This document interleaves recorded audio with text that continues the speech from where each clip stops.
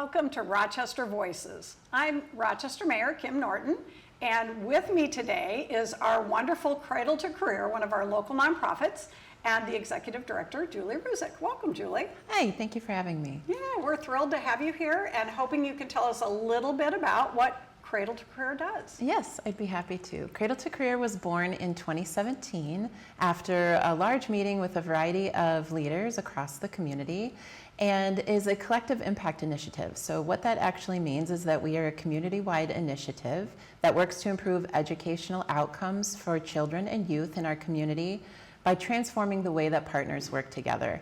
And our favorite part of our mission is that piece, transforming the way partners work together.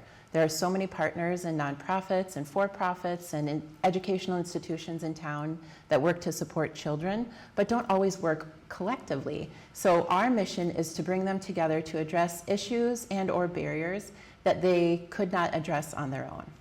Well, and I've had the pleasure of working with you this past year as one of your partners, actually the past 2 years. So maybe you can talk a little bit about how you decide on those partners. Is it like I experience where I came to you with an idea, or do you go to organizations and reach out? How do you make that happen? That's a great question. It's really a both and it's data driven. So we are a data driven organization that is looking at educational data for children, youth, and young adults, literally from cradle to career, and understanding where there may be data points or disparities within data that we could work on together or collectively.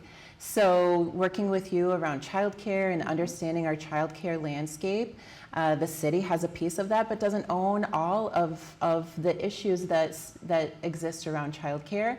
And other organizations as well are interested. So we look at the data and where we want to focus, and then we also kind of take the temperature of the community. What is the community ready for? What is something that we want to address collectively, and then how do we move forward together?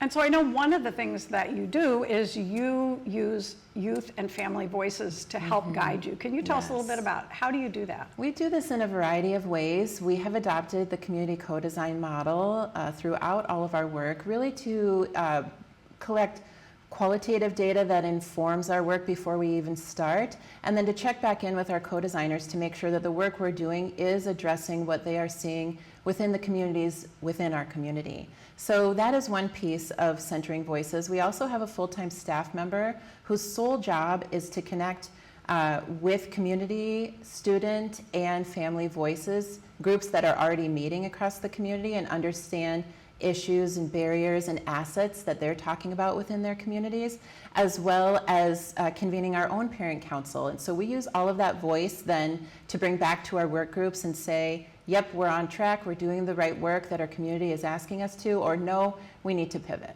And I know as a mayor and representative of the folks, including businesses that work in the city, that childcare was something we were very concerned about. Do we have enough?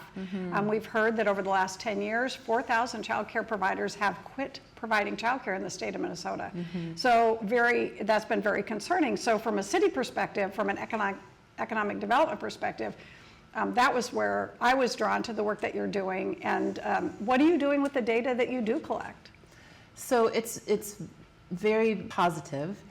Because we use that data to understand what types of pilots could we implement in our community and then measure for effectiveness. And ideally, when successful, go back to our leaders in the community and say, this is something that has been successful over a period of time, and we would like this to be scaled across the community. So childcare is a heavy lift. We don't intend to address every issue that exists within childcare, but our childcare report really identified specifically 10 issues that we could work on as a community to really move forward with understanding how to address the crisis that we're experiencing in our community. Thank you so much, and I've really enjoyed working with you. And one of the other things that you and I have worked together on is I declared 2025 as a year about youth. And I've had an opportunity to work with you on changing the location of an upcoming event that I think you probably want to share with the community, which is your Education Summit. Yes, thank you. So this will be our 4th annual Education Summit, which we started 4 years ago this year. And it really seeks to do two things. One, provide free professional development to youth-serving organizations in our community, and two, provide a networking space free of charge.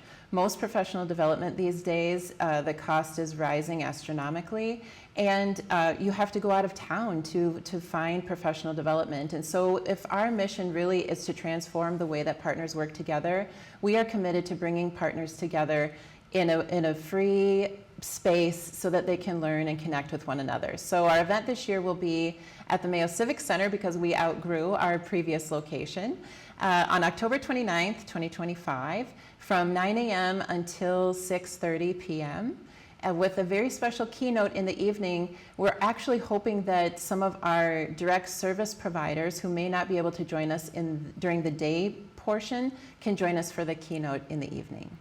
And more information about that will be advertised and brought to the community, but we do hope that people that care for our children, that support our children, whether they be educators, child care providers, or parents, will take part in the free evening event to hear your keynote speaker. And I'm very excited to be able to have worked with you to support you this year. Yes, so thank you so much. Thank you, Julie, for joining us. It's just really a pleasure to be able to work with wonderful nonprofits like Cradle to Career here in Rochester. We're so blessed to have them. Thanks for joining us. See you next time.